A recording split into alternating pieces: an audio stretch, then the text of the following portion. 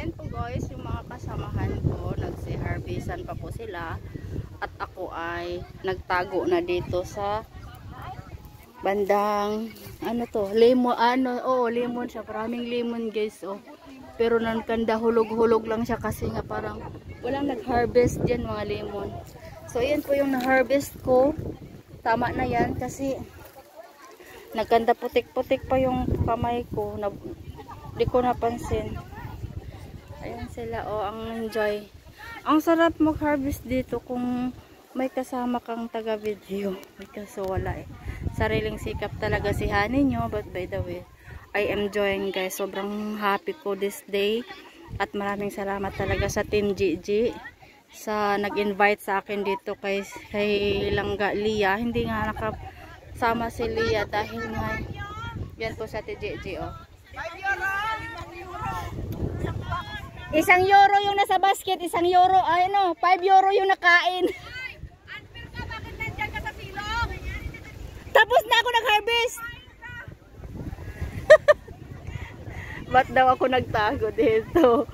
Eh, tapos na ako nag-harvest. Pakainin daw ako. Takot akong kakain guys. Baka, alam nyo na, yung tiyan ko. Baka sasakit yung tiyan ko. Pangalawa, walang hugas. Sila kumakain sila diretso. Nagsikainan sila. Pero ako lang talaga ang parang nag-a-aware din ako. Kasi ako lang din yung magsasakripisyo. Tulad kagabi, sinama ako ng kaibigan ko na kumain sa labas. Eh, may birthday sa bahay, diba? Nagkumain kami. So, bago ako natulog kagabi, Diyos ko, sobrang suka ko po.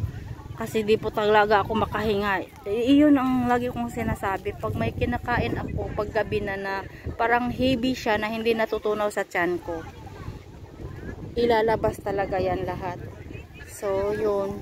Kaya nga ako, sinubuan ako ng isang foreigner doon na babae. Kasi nagtanong ako sa kanya kumain, kaya hindi mo hinugasan. Sabi niya okay lang daw kasi walang fertilizer.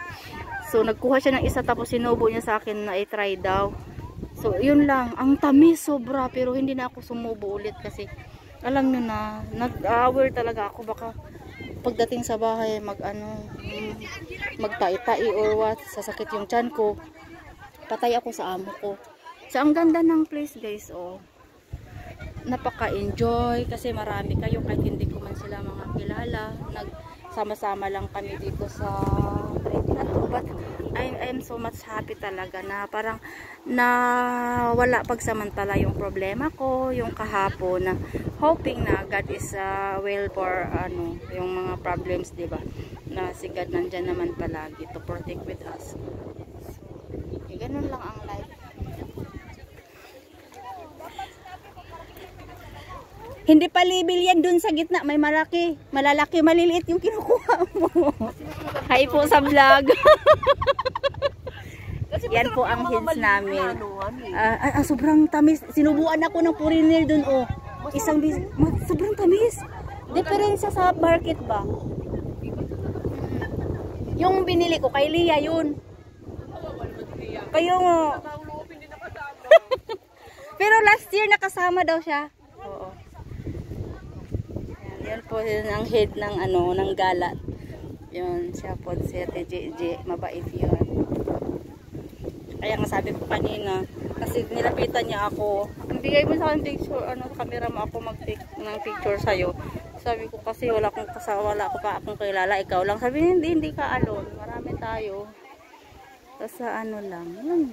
Kahit hindi mo sila kakakilala, pero ang babait, yung nilalapitan ka talaga nila. So, ayan po guys. Thank you so much sa panonood ng aking vlog. Nagtatago si Han.